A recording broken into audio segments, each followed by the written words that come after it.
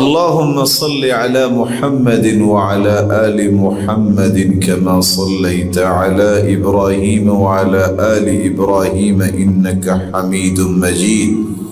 اللهم بارك على محمد وعلى آل محمد كما باركت على إبراهيم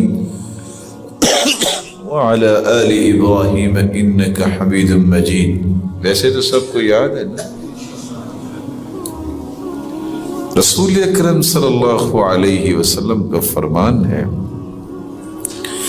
اگر اس کو 10 مرتبہ پڑھے تو کتنا وقت لگے گا؟ یہ بات طے شدہ ہے کہ قیامت کو کوئی جنتی جنت میں نہیں جائے گا جب تک اللہ کے رسول کی سفارش نہیں ہوگی. اور حدیث کہتی ہے، صحیح الجامع کی روایت ہے 6233، جو 10 مرتبہ صبح درود پڑھ لے، 10 مرتبہ شام کو پڑھ لے، خوش ہو جائے، محمد کریم اس کی سفارش کر دے گی. 10 نیکیاں تو ملیں گی، 10 گناہ تو معاف ہوتے ہیں، 10 درجے تو بلند ہوتے ہیں، لیکن کمال یہ ہے کہ قیامت کے دن سفارش میں ملے گی تو کس ہستی کی؟ محمد مصطفیٰ کی. اور دنیا میں صرف 10 نیکیاں ہی نہیں ملیں گی، 10 گناہ ہی معاف نہیں ہوں گے. حدیث میں آتا ہے اذن تکفى ہمک ویغفر لک ذنبک.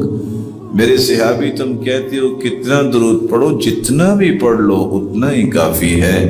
اگر تم درود ہی پڑھتے رہو تو زندگی کے سارے گناہوں کو اللہ معاف کر دیں گے اور سارے غموں کو خوشیوں میں تبدیل کر دیں گے. پڑھا کریں گے. ویسے کبھی آپ پڑھ کے دیکھیں اور اکیلے بیٹھ کے ذرا پڑھیے گا. مجھے امید واثق ہے کہ آپ کی زبان جو ہے اس میں لذت ضرور آئے گی. اللہ نے اپنے ذکر میں درود میں لذت رکھی ایسی ہے.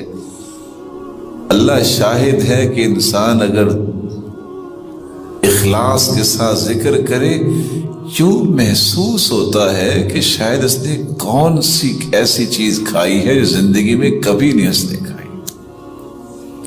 لیکن یہ محسوس اور احساس بھی اس وقت ہوتا ہے جب دل زندہ ہو. اللہ ہم سب کو زندہ دل نصیب فرمائے.